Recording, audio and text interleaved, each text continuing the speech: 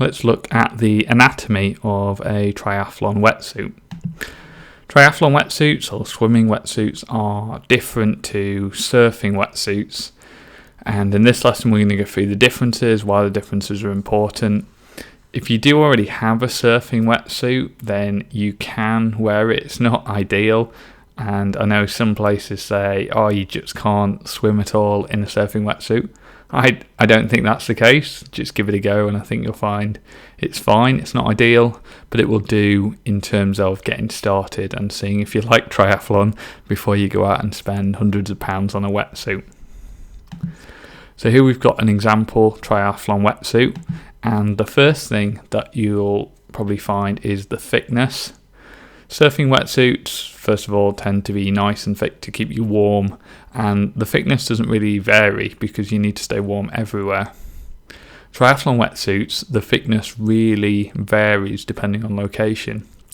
So for example, in the legs and the body, those will be fairly thick because that will help you stay horizontal in the water to make your swimming faster. But then, say around the shoulders, for example, and the underarms, that'll be really thin to allow you to do your swimming stroke.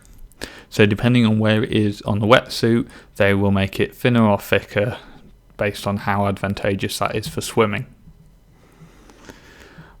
A lot of wetsuits, especially the high-end one, have these cuffs around the arms and legs that make it easier to take them off because you want to get it off in a hurry in transition, and so they tend to make those out of slightly different materials that just helps that.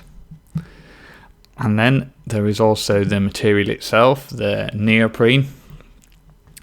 Triathlon wetsuits are obviously designed for swimming and swimming at speed, so it tends to be a different kind of neoprene to surfing. Surfing, you want a bit more kind of stretch in there because you're standing on a surfboard, and you don't need to do that kind of wide-legged stance when you're swimming, so they don't cater for that as much, and they've got this quite slick, especially the high-end ones. The surface of them is just really easy to damage because doing that makes them faster.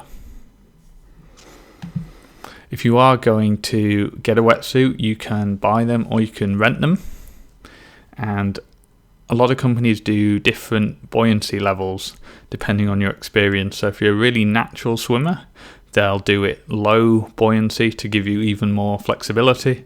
If you want a bit more buoyancy to keep you up horizontal in the water, you trade off a little bit of flexibility for that, but they're still fairly flexible for swimming. And in trading off that flexibility, you get more buoyancy so you stay upright so you can swim faster.